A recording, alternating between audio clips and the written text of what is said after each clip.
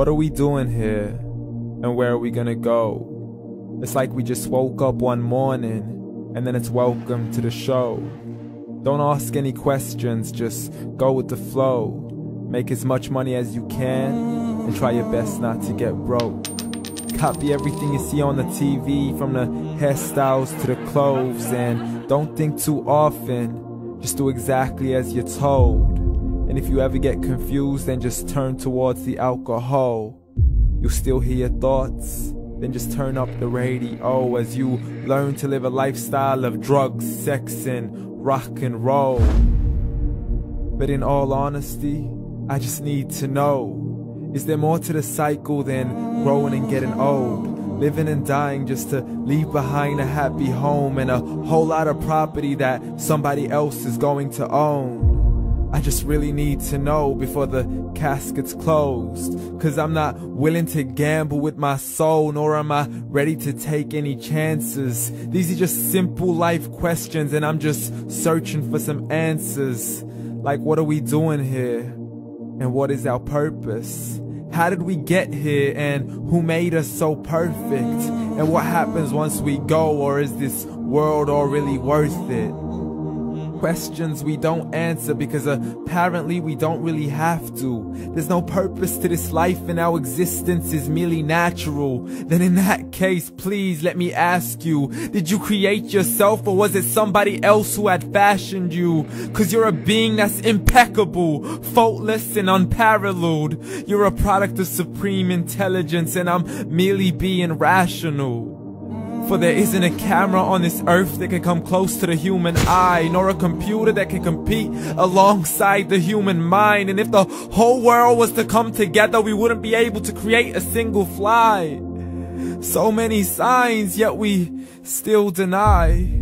As science tries to justify that all this could come from none, when it's a simple sum. 0 plus 0 plus 0 cannot possibly ever give you 1. So from where did all this order come? For everything has its origins, a maker, a creator of its own. I mean, the only reason you're watching this video is because somebody had to press upload. So we can believe in the Big Bang, but I'd rather believe in He who caused it to explode. Allah, the creator of everything along with every single soul.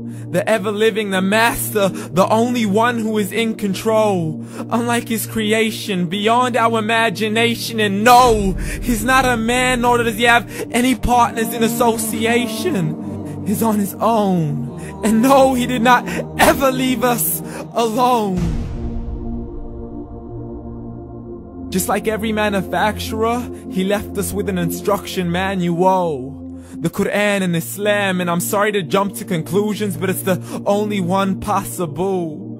The only definition of God is the one and only supreme being. It's logical, a book with 0 contradictions, with miracles that are both scientific and historical, all revealed over 1400 years ago.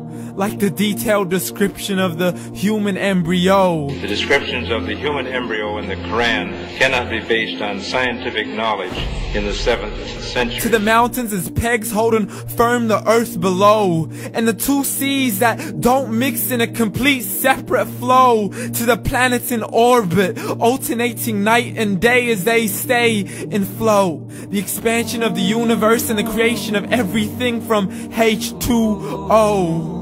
To the stories of the past and the preservation of Pharaoh. To identifying the lowest point in the land where Persia defeated Rome. The gushing fluid that created man in the glands between the ribs and the backbone. And not a word has changed, it's still the same. So please explain how all this was known over 1400 years ago.